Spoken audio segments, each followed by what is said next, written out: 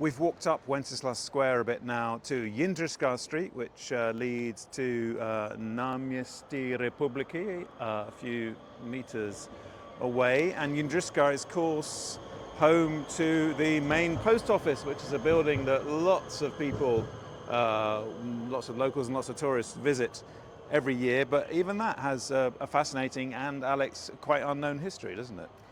It does. And the building we're looking at now was constructed in the late 19th century according to the prevailing fashion for historicist architecture. So it mimics classical architecture, but actually it was quite modern, 1870.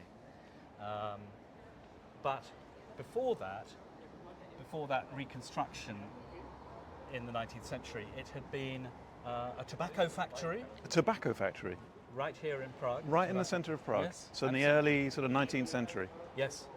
And before that, there had been a monastery standing here until around 1780.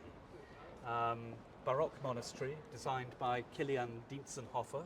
The famous Kilian Dientzenhofer, who also built, I cannot remember now, but I think a number of very famous Nearly buildings. every Baroque church that you've seen in Prague.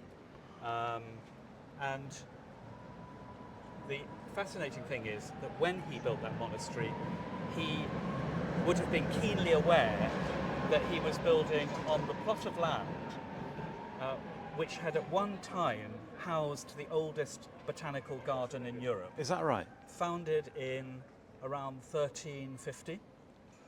It was a plot of land that was awarded to the king's personal doctor and physician. He was an Italian from Florence. His name was Angelus of Florence, and Emperor Charles IV rewarded him with a house and a plot of land here in what now would be the far end of the post office. And are there any traces at all left of that botanical garden, that monastery of Angelus? Not of the garden itself, but his footprints are all over Prague. In Malé Náměstí, small square just off the old town square, is the house where he lived, one of his many properties, and that still has its own Gothic chapel. There are frescoes on the interior walls from that time, and also there are pharmacies in that same square which probably date from the same period. Now, What about inside the post office? Is there anything left there? Well, let's go in and have a look. Okay, let's go in. And you have warned me that the last time you tried to do this, you were swiftly interrogated by their security guards. So let's see what happens. Yeah, I think they're guardians of the... Guardians of the post office. Well, maybe if we whisper and keep our voices down, they won't notice us. This is one of the most beautiful buildings in Prague, though, isn't it? It's like a sort of temple of postage and logistics. It is. That's really splendid. So, some beautiful frescoes on the walls. Are they related, or do they? Yes, they're contemporary with the construction of the post office, and in fact, what they show in each of the spaces between the windows is the history of the postal service in this country, in Bohemia.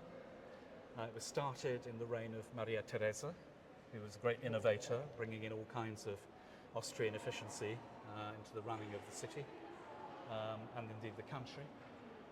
And so if you look at some of them, they feature characters dressed in the postal uniforms of the day. And then surrounding the figures are an array of plants, oak trees, oak leaves, linden leaves, this is the great tree of the Czech Republic, the oak more associated with Germany. And is that all a nod to the botanical garden? Well, there's also, interestingly, a picture of a ginkgo. And ginkgos were introduced The Japanese tree? in the 1700s into this city. And it's likely that when the ginkgo was introduced, it might well have been planted in what was the final days of that botanical garden. So before the monastery was built in the 1740s, the ginkgo might well have been introduced there. In fact, if we look up here at this splendid chap in his knickerbockers, you can see the ginkgo biloba leaves behind him. That's absolutely fabulous.